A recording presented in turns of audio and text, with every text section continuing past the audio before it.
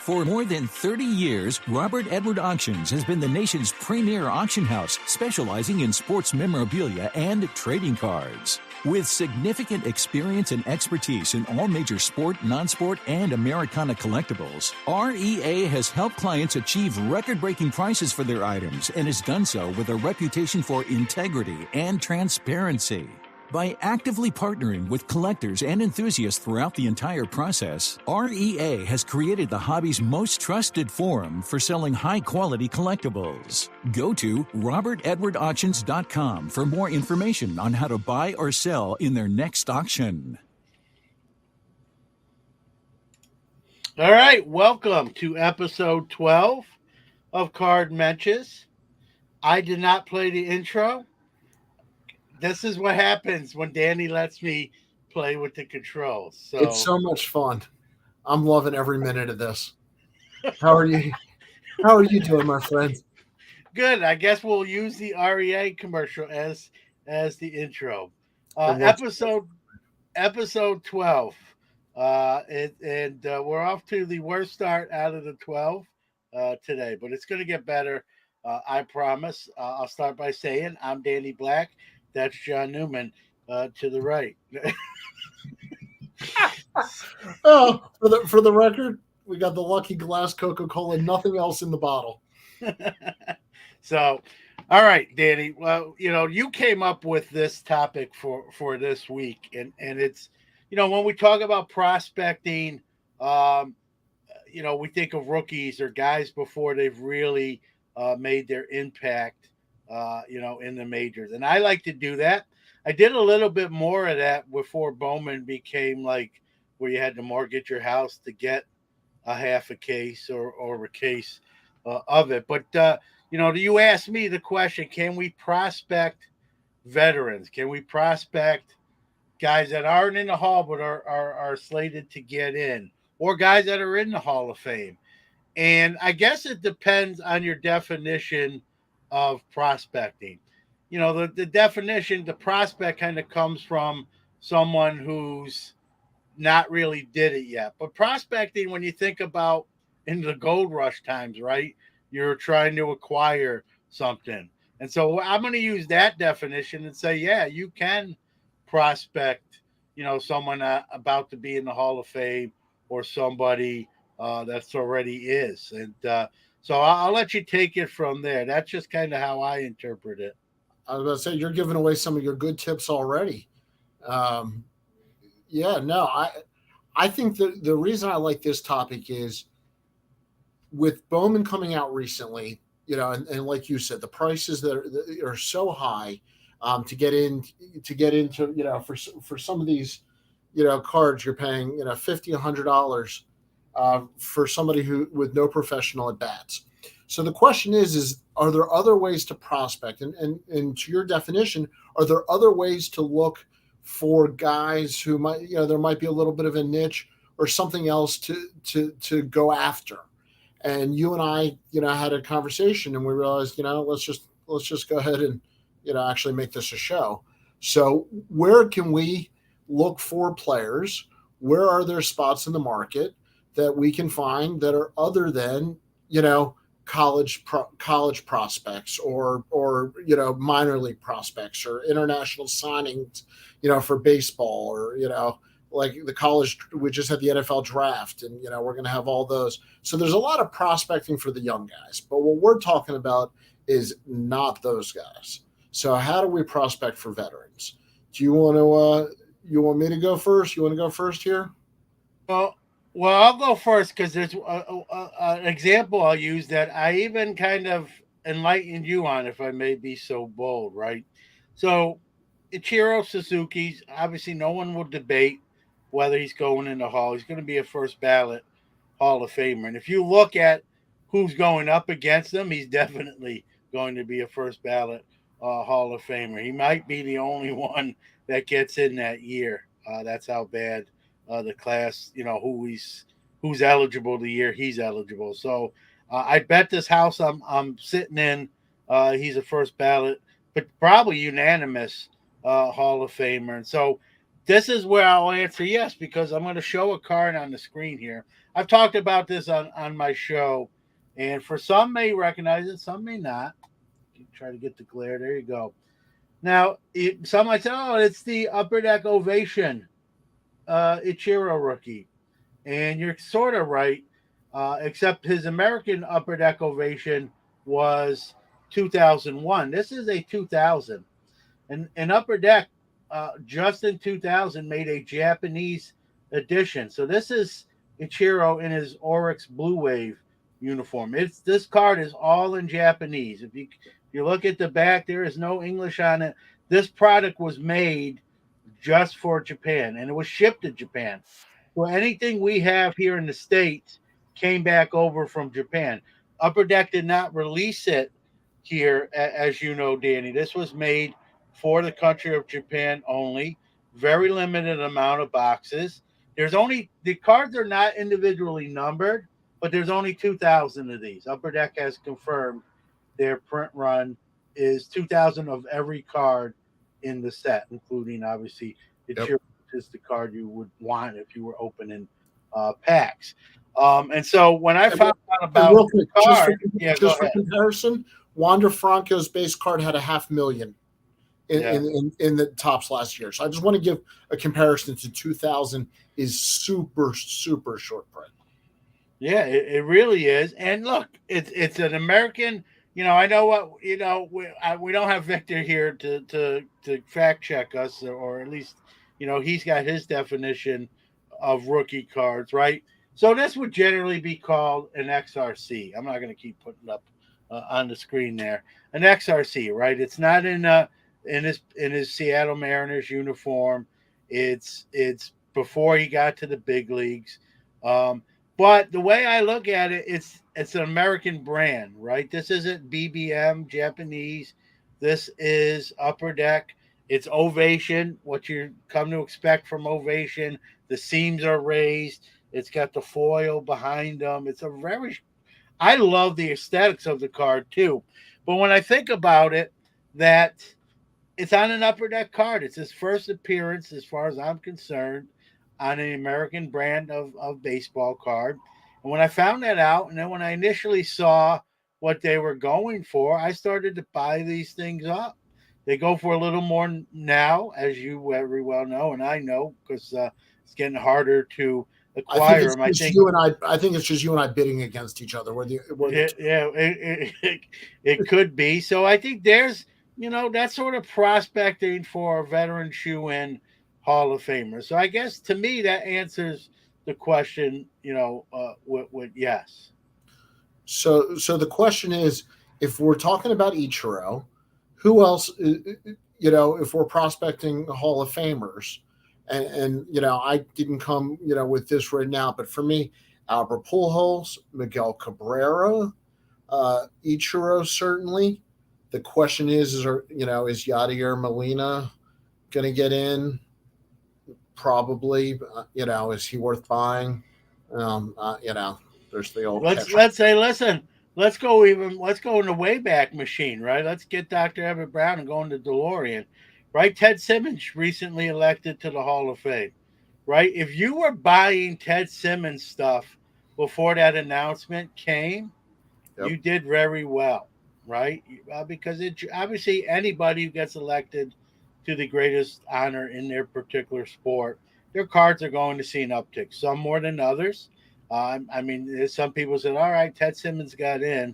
I still don't want to buy any of his cards. But if you did buy some of his cards and you made out, and I guess you could say if you prospected Ted Simmons before the Hall of Fame election and announcement, that investment, if you want to use that word that's bad to some, that paid off for you. So there's a really old school way to prospect a Hall of Famer. And to prove that we're not making this up, he was the most graded Hall of Famer in the 2 years after he was elected. And the reason is he had very few graded cards out there, but there was a demand then all of a sudden for his graded cards. So to your point, John, and to show that, That's really really a form of prospecting. And then, this is a great question. What about guys who are only not in the hall because of the steroid era? Would that be prospecting, perhaps? I'm not gonna lie. Great point by Dr. Steven here. I didn't even think about that. Right, there are people who believe that Mark McGuire, Barry Bonds is probably the better of the example, that believe someday the Veterans Committee is just going to say, "Listen, these guys, listen, a lot of people were doing it. These guys, were Hall of Famers even without steroids." You could definitely make that case more than anything for Barry Bonds, right? Before he went from a 6.5 size hat to a 7 7/8, right? When he was wearing a 6.5 hat, he already had a Hall of Fame career. So while I don't like steroid users and the players that did it, I can't sit here and tell you that Barry Bonds didn't put up the numbers before that. Same thing, Roger Clemens on the mound side, right? He had a Hall of Fame stat line probably before he started using. So if you're of the ilk that believes Clemens, Bonds, McGuire, those that list of guys, Sosa probably on the outside looking in. They are on the outside looking in right now. But if you believe that at someday, right, they're going to get in somehow, some way, maybe even when they pass away, that's when they'll put them in so they don't get to enjoy that honor, as harsh as that may sound. So you could, but listen, their stuff's going reasonably priced for not being in the hall. If you think they're going to get in and you buy a bunch of, you know, 87 Fleer Update Bonds or 85 Tops McGuires, they're obviously, if they ever do get in, those cards are going to see an increase in value. And then there's sneaky players. Adrian Beltre, very, very good chance he's going to be a first ballot Hall of Famer. His cards are pretty low priced compared to some of these other guys. If you're, he played for a lot of teams, so I don't know that he has one hometown. He played a lot of years in Texas at the end, but he came up as a 12-year-old with the Dodgers. And hit 30 homers. So, I mean, he had a huge career, but I don't know that he gets the hobby love right now. And I think when he finally does get to the Hall, there would be a big bounce on a player like Beltre. Yeah, he's a Hall of Famer. Look at the numbers. And that's a great point with him, right? That's a good word for it, right? Sneaky. He's just not a guy that, is in everybody's, vernacular, right? But when you look at the numbers, he's getting in. And so a lot of people who weren't buying him, once he gets in, they're gonna, go back and try to buy his card. Here's the golden rule with Hall of Fame, right? I don't care who it is, Ted Simmons included. Once that announcement comes down, people are seeking out their cards. Some more than others. I get that, right? Well, did everyone knock down doors to get a Ted Simmons rookie? No, but more Ted Simmons rookies were sold after the Hall of Fame announcement, most likely than prior to. Not all the time, but the time span between the two. That's just the nature of the beast. So, Beltray, got to look at guys like that that maybe people have forgotten about, but are going to get in. Another guy. How about this one? I just thought about this. Okay. His cards aren't super cheap, especially his rookie, but Pete Rose, right? No one can argue A that lot of he's a people Hall are of Famer. prospecting him. Yeah. He's a Hall of Famer when it comes to stats, but he bet on the game. That's against the rules, and he was banned. What I think is going to happen with Pete Rose, he's the all-time. I think it's sort of already agreed upon, at least insiders in baseball or the commissioner. The way they're going to punish Pete is they're going to wait till he passes away, and then they're going to elect him into the Hall so he doesn't get to. And you could say, man, that's pretty harsh, but I think that's what happened. So if you have a lot of Pete Rose cards and are buying Pete Rose cards now, they're going to see an uptick if and when that day actually does occur. Well, don't you think his rookie card is a little higher in price because people feel that to a certain degree? I think his rookie card's already high priced because of the body of work, right? No one, even people who don't like Pete Rose, even the most staunchest Pete Rose haters, which I'm not really one, will say Pete Rose is a Hall of Fame baseball player. Guy got 200 hits almost every year. He's the all-time hit king. No one hustled harder than him, and maybe not the nicest guy in the world, You but should have seen me run after this earlier. I promise you, I outran yeah, Charlie yeah. Hustle. So he never got benched for not running hard on a ground ball that he hit, right? Yeah, I think people just recognize greatness whether he gets in the Hall of Fame or not. So I think that's where the rookie card loves come from. But if he gets in, Danny, even as expensive as a 1963 Topps Pete Rose rookie is already, It'll it's go. going to go up even further, especially high grade stuff and all that kind of stuff. So yeah, I mean, I think this is making sort of the point that you could, to me, prospecting is like putting money into some cards with the hope that they pan out. Either the player itself starts tearing it up, or in this case, where we're talking about retired players, that they get an accolade that they probably deserve, but maybe whether it's steroids or betting on baseball, that's what's keeping them from getting that accolade. Great comment here from Mookie. Can you speculate on current Hall of Famers? I wonder if they get a bump when documentaries drop. Nolan, Reggie, Willie all had recent docs. I wonder if they saw a slight bump. Yogi doc, yeah, actually in the movie theaters. Was it yesterday or today for his birthday? It had a limited release for the Yogi Berra movie. So yes, absolutely. We saw that in the hobby world with The Last Dance with the Chicago Bulls. I mean, players other than Michael Jordan saw a bump on that.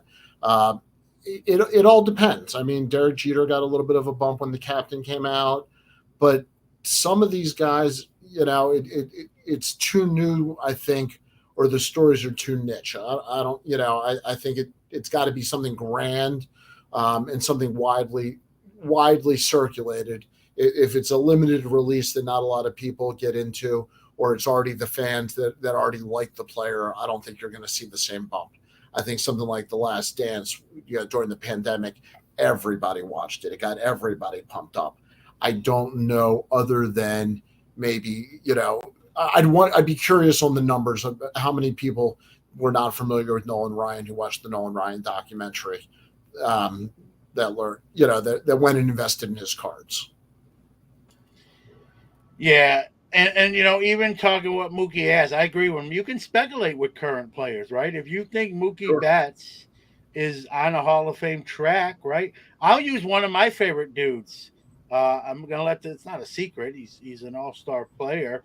Not having a great start this year, but I love Trey Turner. Trey Yep. Turner's a guy under the radar.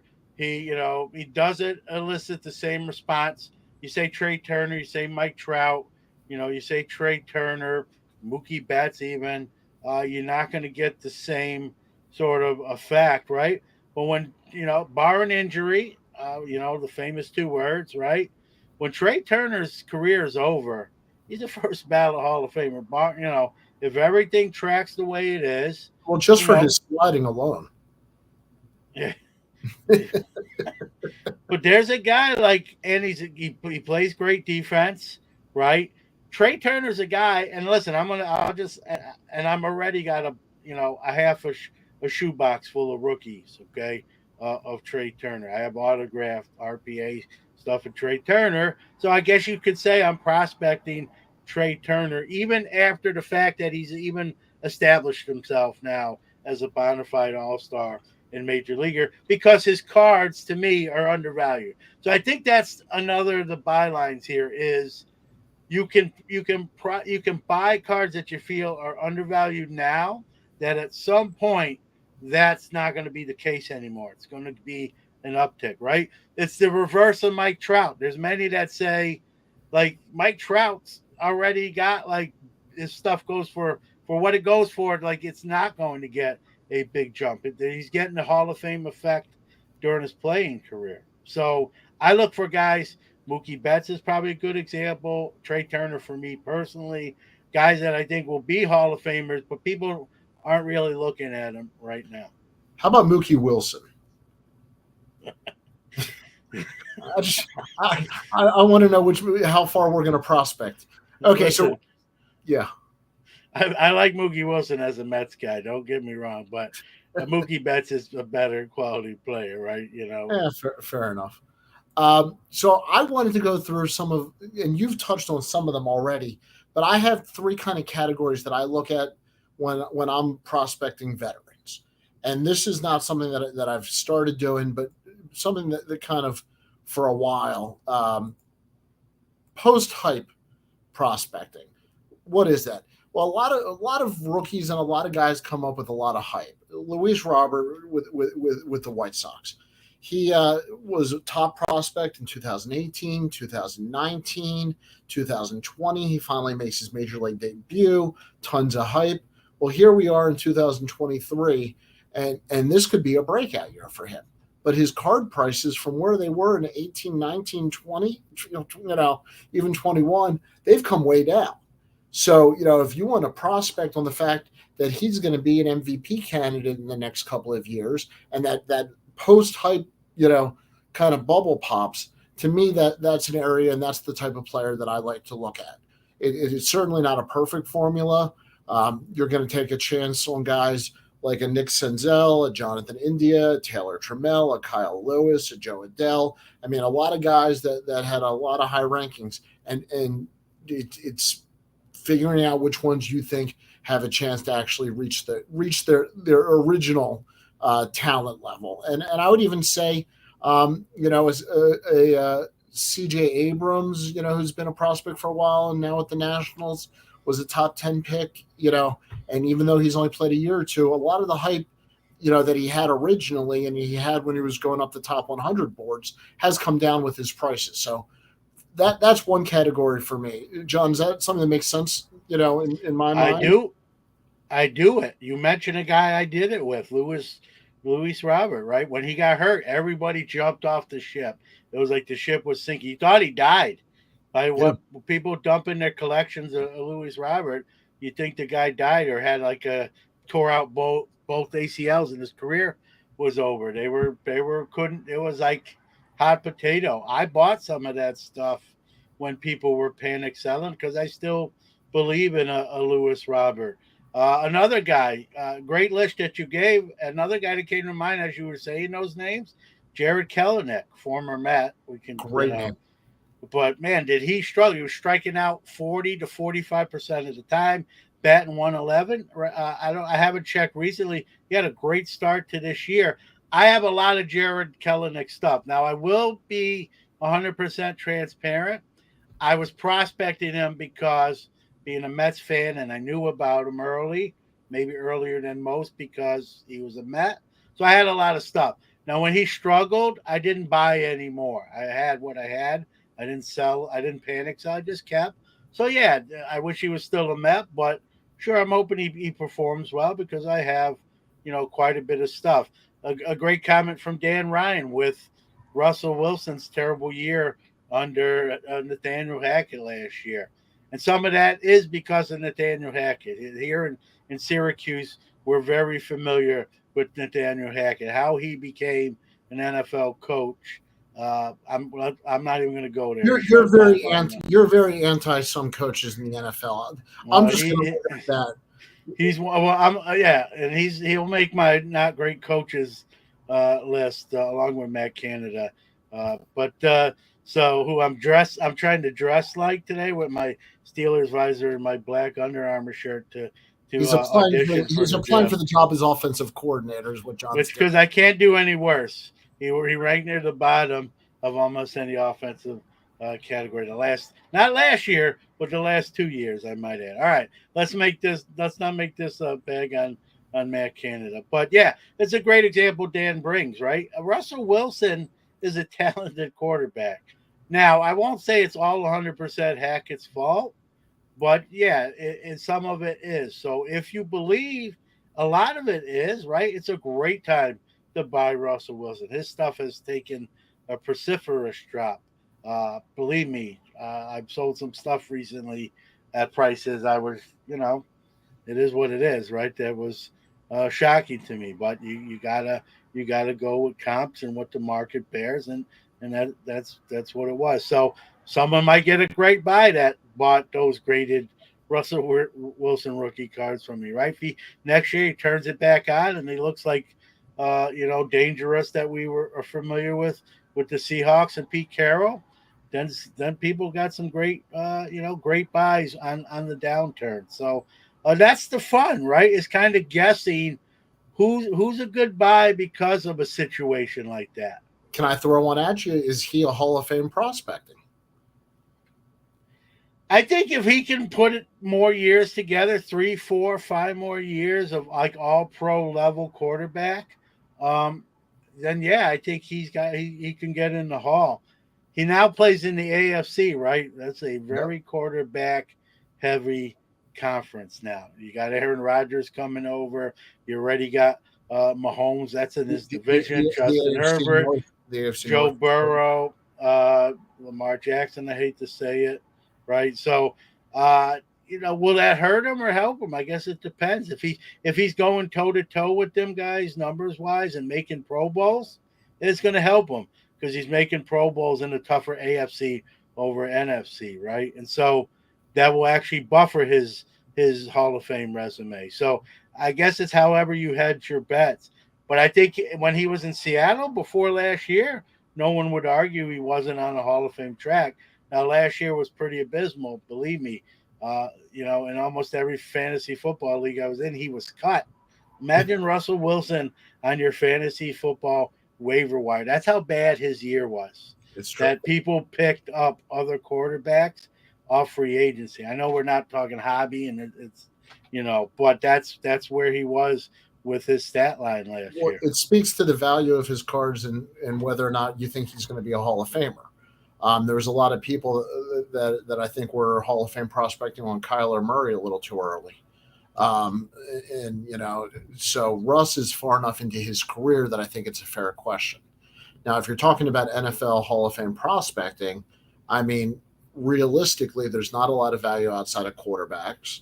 So if you're looking at quarterbacks, and actually, I'm going to, this is my number two, which you've already spoken about, is the Hall of Fame prospecting. And we touched on baseball, but in the NFL, to me, it's a quarterback driven, position, league value.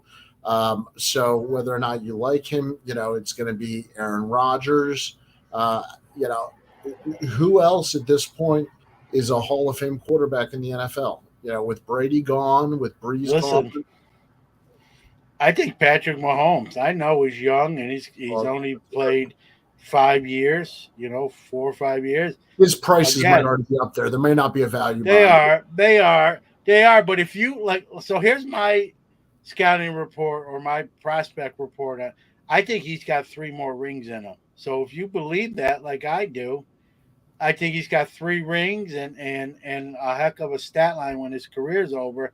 That even at his prices now, if you bought the right cards, or you know what I mean, you can still, and you're patient, you don't mind waiting, and that's kind of what you want to do. You can you can do it. It's a Uh, great comment from Brendan. yeah, Brendan, what do you think about post-career hype prospects? Example: Peyton Manning, LeBron James, seeking Hollywood hype, betting on LaMelo Ball doing the same thing in the distant future. Well, LaMelo Ball I would call a long-term prospecting, but as far as the idea in general, I think it's a great idea for Hall of Famers to separate themselves from other Hall of Famers. The value, as I've talked about on a lot of shows, value in cards and value in on the field are two different things. I love Peyton Manning cards right now. Well, we've had this conversation, Danny, even off the air. I still buy, when I go to eBay or any kind of selling platform, one of the kind of my go-to searches is Peyton Manning RC. I look for Peyton Manning rookies because they're like, look at his numbers. He's got 2 rings. Look at his stat line. He's one of the greatest quarterbacks ever to play the game. He's got 2 rings. Like Dan Marino was one of the greatest quarterbacks ever to play the game, and unfortunately, he made the Super Bowl his rookie year, didn't win it, never got back again. No one will argue that Dan Marino's not a Hall of Fame quarterback or a great quarterback. Peyton Manning is that and more, and has 2 rings. And to me, his rookie cards are still undervalued to this day. And let's be real, he's having a Hall of Fame post career with all the media stuff he's doing. He's hilarious. He's going to probably be on a sitcom at some point. That's how funny he is. All the commercials he does different segments for different networks. With him and his brother doing the Monday night commentating. He's a hard guy not to like. You could be a rival team, and he's a hard guy not to like. And I think he's still like when you look at his cards, they're still undervalued. And why? Someone asked me because I did a show about it, and I got some feedback. And they're like, "Well, why is that? Why is he undervalued?" And it's one name, right? Tom Brady, right? He played in the shadow of Tom Brady in the same conference when Brady was with the Patriots. And let's be real, Peyton Manning would probably have more than 2 rings if it wasn't for Tom Brady. Other people would have rings. You want to be real, his brother also did better in Super Bowls than him, which is a weird dynamic. Yeah, but Peyton's a better quarterback overall. But if you look at the value of their stuff, it should be nowhere close, and it is. Yeah, no, I hear you. And to me, and I don't want to make this the Peyton Manning versus Tom Brady show, but I can make an argument Peyton Manning might be a better quarterback. He doesn't have the better resume. He might be the better quarterback. And some people would agree with that, And so Peyton Manning, kudos to Brendan I don't know if he knew I was buying Peyton Manning stuff up, but I am. Another guy. You want to go back? We went back with Ted Simmons in baseball. Let's do that with a guy from football that's no longer with us, unfortunately. It's a guy I love. I'm a Steeler fan, but this is one of my favorite non-Steeler guys, and that's Walter Payton. Like his rookie cards are still, you can get like a pretty high grade Walter Payton rookie for under 4 figures. And to me, that's crazy to me. And look at this is a guy who missed 1 game his rookie year and played 13 seasons, never missed another game. NFL football. There's guys in basketball taking load management days off. There's guys in baseball slipping in the shower and missing 2 weeks and then doing rehab stints in Double-A. First of all, there's nothing wrong with that. Walter Payton's a running back, carrying the ball 20, 25 times a game, missed 1 game in his career with a fractured ankle his rookie year, and he wanted to play in that game. The doctors would not let him on the field. They literally had to hold him back and take his uniform from him. Ronnie Lott cut off a finger. Walter Payton was a win. Yeah. So you can go back even further for undervalued guys that you can now you could buy 20 Walter Payton rookies, right, and prospect that way. But the question then is, will they ever get the bump they deserve? He's already in the Hall. Unfortunately, he's no longer with us, so he's not like he's doing TV and stuff where he's still sort of not so much. So that you got to take that into a factor with if you're of the ilk where you're putting money into certain cards, you got to keep that in mind. I do like this comment from Chris. Look at Bob Uecker cards. He was not a great baseball player and then became an actor on Mr. Belvedere, and his cards went up.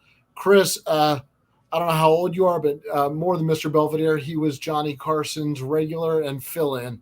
And that's where he got his break from. And don't forget this one. Just a little bit outside. Right, and eventually Major League. Yeah, 2 or 3 generations of Uecker stories.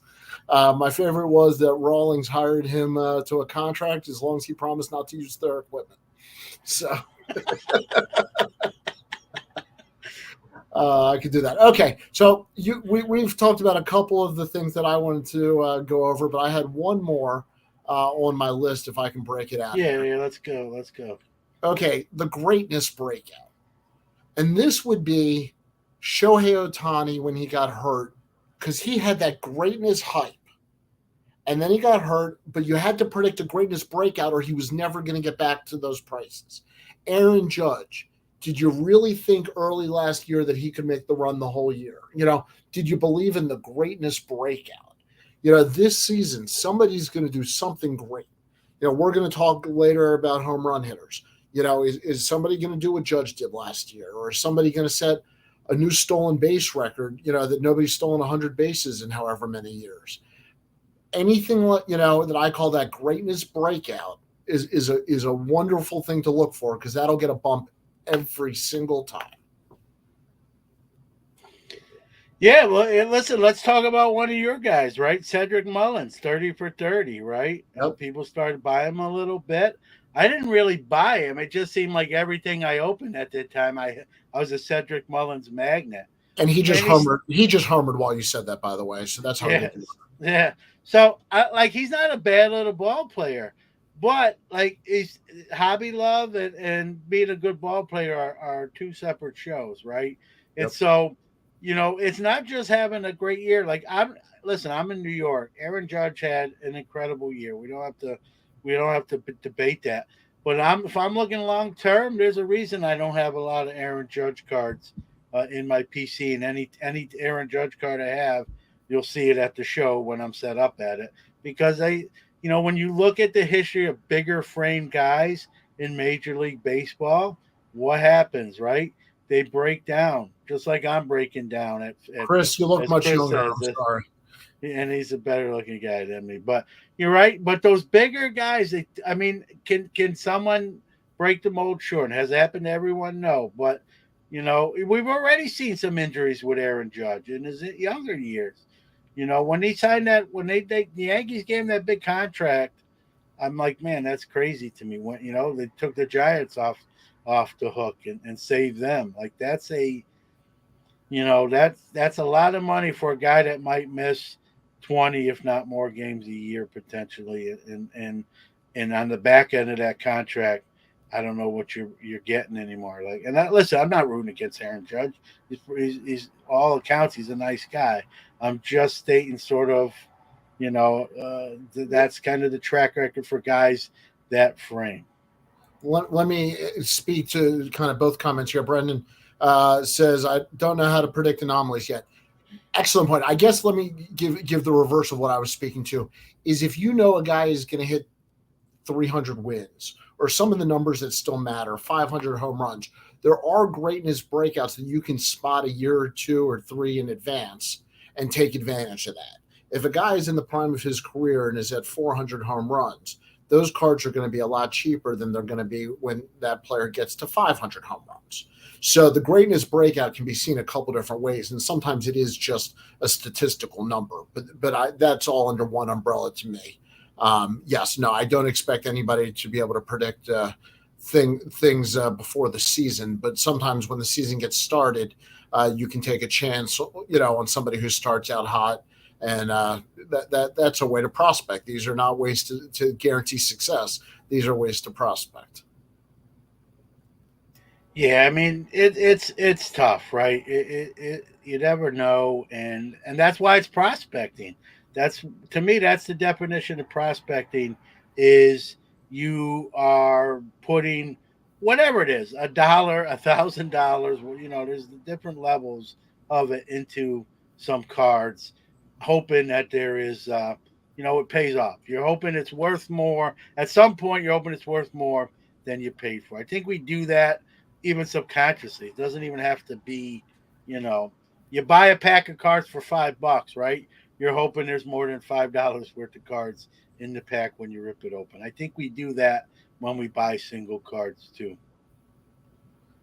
I hadn't thought about this, but one of the things that I really like are dual auto cards where you have a Hall of Fame, kind of legend with a younger current player. And I think that always leaves room for growth, because if they're putting those players together, the chances are the active player, has a chance to become a Hall of Famer or grow into something more. So, I'm going to throw that in there, that I love when you see an active player with a Hall of Famer on a dual card, dual patch, dual auto. something, because I think that is, not only a really cool card, but a card that has a chance to have some sort of pop on it. And I wanted to read this comment also. I've been buying Antonio Gates and Steven Jackson on possible Hall of Fame prospecting over the last 2 years, and I love both players and would be happy to hold all cards for long term. Well, that's the key. And those are interesting names. I think Antonio Gates probably goes in first ballot, and that'll be interesting. I think tight ends are going to start getting hopefully a little bit more love with what Travis Kelce's been doing, and I think that'll help some other positions start getting some value. I will say this: Antonio Gates probably has a better shot than Steven Jackson when you compare the two, and it's a good thing with Dan. And I don't want to speak for him. You're getting those two guys probably very cheap. Where, listen, if it doesn't work out, you're probably, depending, unless you're buying, heavy loads of them, you're not going to really lose too much. So it's a great way to hedge. And again, if they get in, of course their rookie cards are going to get an uptick, at least initially too. That would be, these are two guys where if they get in, I'm probably selling right away.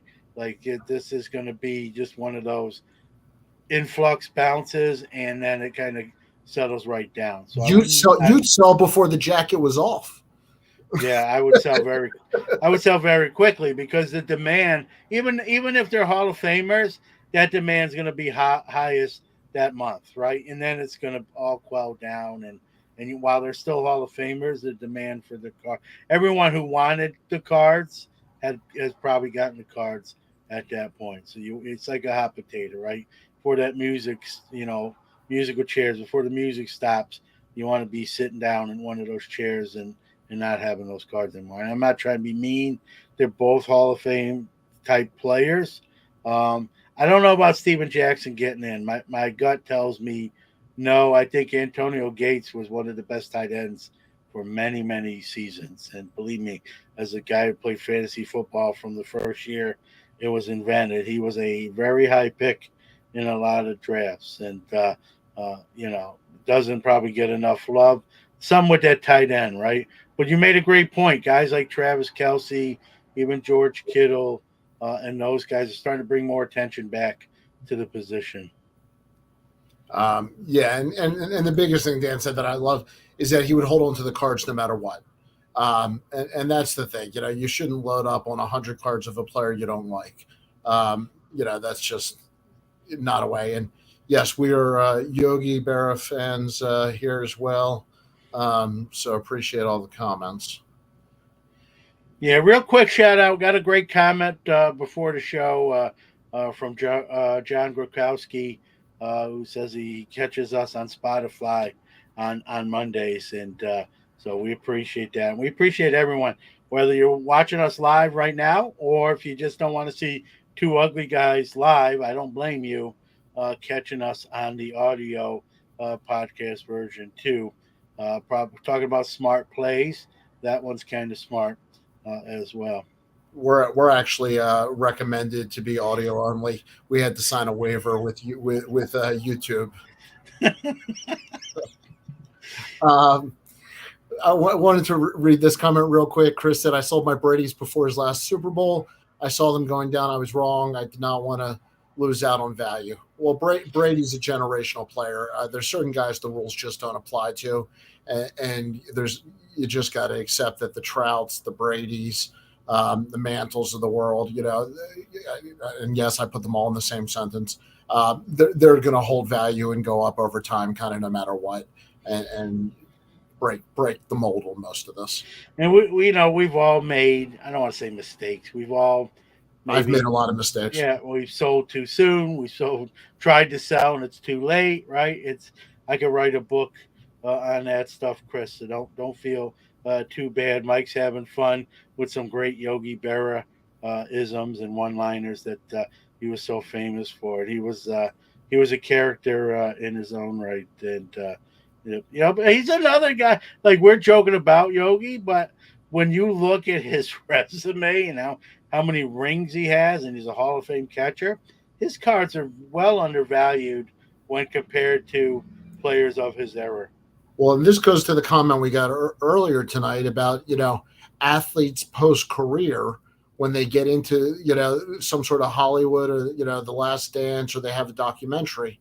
Yogi's, and I said it has to have big enough distribution. It's got to be watched by enough people, like The Last Dance was. Yogi's movie may have that.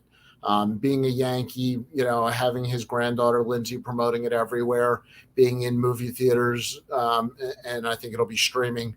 I think the Yogi hype is 100% accurate and deserve it, quite frankly. You know what would be funny? It would be a play off something Yogi Berra would do if he was still with us. The movie, name it Yogi Berra Part 2. Even though, Hey, boo boo, that's the end of that one. Okay. Not sure if you already mentioned Albert Pujols. We mentioned him very early with Miguel Cabrera. I kind of put the two of them together. But he's definitely a guy where if you look at his value now compared to where it will be for his Hall of Fame bump, he's just undervalued. I think the end of his Anaheim years really hurt him. Yeah, and he bounced around at the end. He went to the Dodgers, for a year, maybe 2 years. I think that sort of like people kind of perceived it as he's just kind of hanging on to get like the home run number that he, 700, I believe. So I think there was a sort of a negative connotation there. But even with that being said, he's a Hall of Famer. And that sometimes happens when guys maybe hang on too long. They're, the public kind of views him in a negative light. But then when that Hall of Fame announcement's made, all that's forgotten and people are scrambling and clamoring for cards of that particular person. Absolutely. Did you have anybody else on your list? Because I'm excited. No, it was great, and people brought up some great names in the chat that weren't in my head that were should have been, right. And that's what's great about doing a live show is you can get help from everyone in the chat room. So Pujols is again underrated player, right.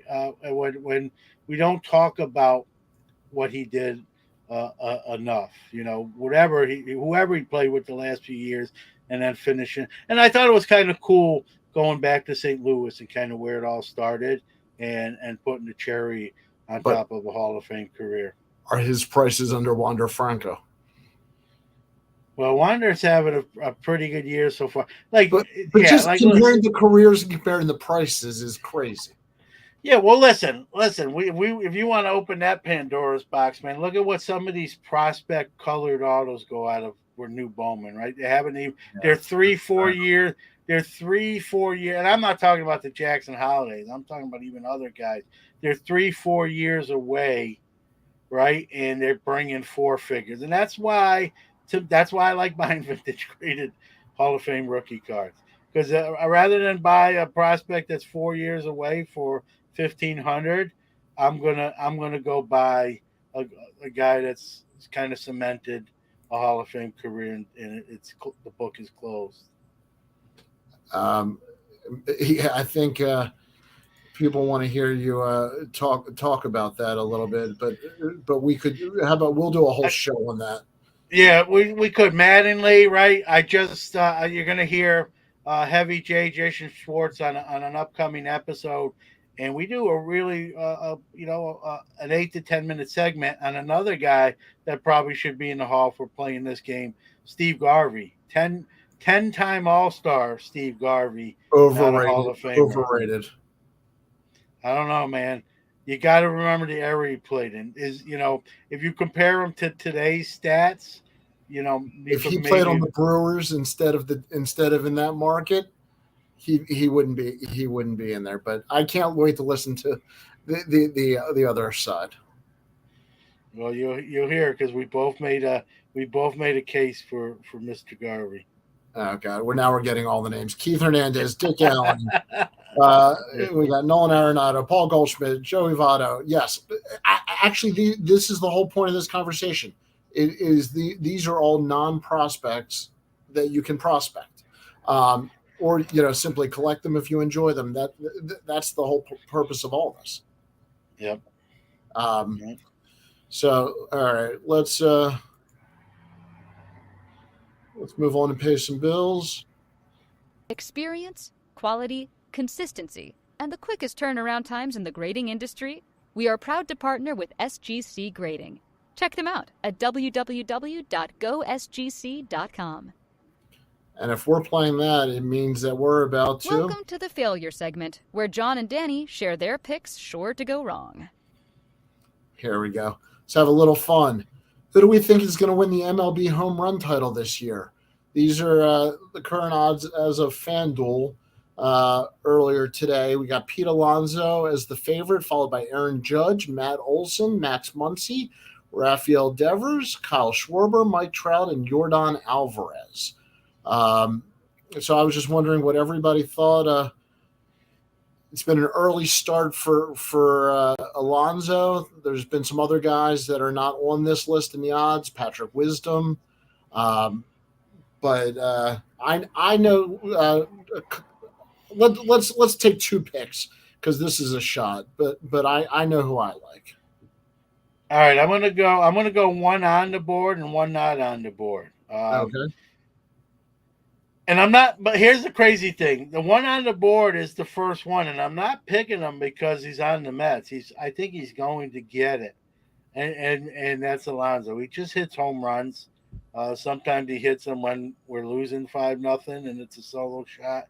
He's gonna lead in home runs. But I'm gonna go off the board with my second pick. Or do you want me to wait and you? No. Go off the board. So I want to see if you're wrong first. Randy Rosarina from Tampa. Nice pick. Kind of a dark horse. Not on this list here from DraftKings, but I think he's got 10 or 11. He's definitely, a power hitter, and I think he could hit 40 home runs and win the home run crown. I just put up the list right now just to show us some of the leaders. Pete Alonso with 13, Muncy, Wisdom, Devers, Olson, Rosarina with 10, Renfroe, Brent Rooker, and Rowdy Tellez are all your. How about Brent Rooker? Who would have guessed Brent Rooker, possible home run champ? I think that I don't know if he's possible home run champ, but he can certainly hit them. Mark Hoyle, you are correct. Listen, I love Mark. Mark knows I love him, so he's Devers. And listen, he's a great player, but he's not really. He's more of a gap type, high average hitter, super productive, all star. Like I'd love to have him on the Mets. But he's not. I don't see him being like a 40 home run guy. I mean, might have some years where he hits 40, but I don't. He's just an all around great player. I don't look at him as like Alonso is going to hit lots of home runs and bat 240, 250. Devers is a better player overall. That's my point with that, but not so much known as a home run guy in the true sense of the word. I think in that ballpark, the type of hitter he is, it's just been a matter of time till he puts it all together. And I think in a year where he might be able to go for the fences a little bit more, carrying that lineup in a little bit of a down year, I think he's got a chance. So I'm going to take Devers as my first one, but I got to take Yordan Alvarez as my second choice. I mean, he to me, he's the second coming of Willie McCovey. Just unbelievable natural power to all fields. Here's a great comment. Ohtani, comeback kid, not. Yeah, I don't think he's going to win the home run title, but I do really like the power there. So those are my two. I think Yordan's also a good card, by the way. For some reason, I think he's still underrated, and so is Randy Rosarina. If you want my card take on that, Randy's been heating up. Randy's been hot since seems like since the World Baseball Classic. Yeah, he just doesn't get like the probably the hobby love he should based on how he performed. I wonder if people just think he's older than he actually is, because it seems like he's been around longer than he actually has. That's a great question. Do you have any idea how old he is? No, I don't know if he knows This, how old he is. this is live. He's 28 years old. So yeah, so he's got easily five. And he's not 28 years old until Joe Buck says he's 28 years old like 5 times. Right. It's like saying Beetlejuice 3 times. You're not your age until Joe Buck says, and he's Juan Soto. Did you know he's 21 years old? Until he does that to Randy Arozarena with 28, he's not 28. I got news for you. If he's only 28, he's got a good 5 years of quality time. I just want to clean up a couple of comments here. Getting back to Steve Garvey, Mike Petty says, love Garvey, grew up watching him at Dodger Stadium. He was a written-in vote for the 74 All-Star game, then won the MVP in it. Yes, that is true. He was a write-in vote. I think because he was not supposed to, correct me if I'm wrong, he was not supposed to make the team that year, and he made it late in spring training or the beginning of the year, but please correct me on that. Beetlejuice 2 in the making with John Newman. Absolutely. It's showtime. Like that, anytime I can do my Beetlejuice, it's showtime. Mookie says, careful those guys who did a World Baseball Classic effectively, played about a quarter season before opening day. Randy Peters out. Maybe. That's a great point, though. That's a great point that they've got, probably the equivalent of maybe, 20 major league games sort of in, It was in lieu of spring training, so to me, I don't think it's a huge. Yeah, that's true too. Yeah, I mean, I think it was more exciting, but I don't think they got a ton more at bats except for a couple guys. All right, John. What else? Anything else before we got a one more sponsor we got to. I was gonna. We got to. Let me make up for your slip up here. I can't believe you did this. Pastime Marketplace has a line of graded card cases that are waterproof, airtight, dust tight, and hardened to protect and organize your valuable collection. Each of our cases come with pre-cut and pre-formed foam, so you don't have to cut and tear the foam when you get your case. The pre-cut foam inserts are sized to hold PSA, Beckett, SGC, and CGS slabs. Store it all safely and securely with a case from Pastime Marketplace. Check them out at www.pastimemarketplace.com. Our excuse to get a quick soda in and talk about how great Pastime cases are. So thank you for reminding me. Yeah, I got to say real quick, I use them when I go to my shows. So that's what carries my cards. I'm not just saying that. That was I actually used the cases before they were a sponsor. So that's the biggest endorsement you can get. I promise I won't screw up again and not play the intro next week. I will write it 100 times on the whiteboard behind me. I will not forget to play the intro. But we'll let you do it next week, Danny. That'll be my punishment. Well, I think that makes you the official Bart Simpson of the two of us then. Right? Well, actually, you have the donuts. That makes you Homer Simpson, Yeah, I have a lot of donuts. And my wife and my son both brought them home from their jobs. Like, I'm trying to eat better, and then they bring, 18 donuts home. So, so much for that theory. Well, on that one, I will play the outro. This was we hit the lucky dozen. Is that where we are? Yeah, and everyone, we've gotten great feedback too. I know a lot of people probably, like I said, smartly don't have to see the ugly mugs and downloading the show. So for those folks, we thank you as well. That's more than fine. And for those enough to brave the chat room and looking at us on screen, an extra point of credit for you folks. We appreciate you each and every other week, and thanks for being here. Thanks, guys. Have a good one.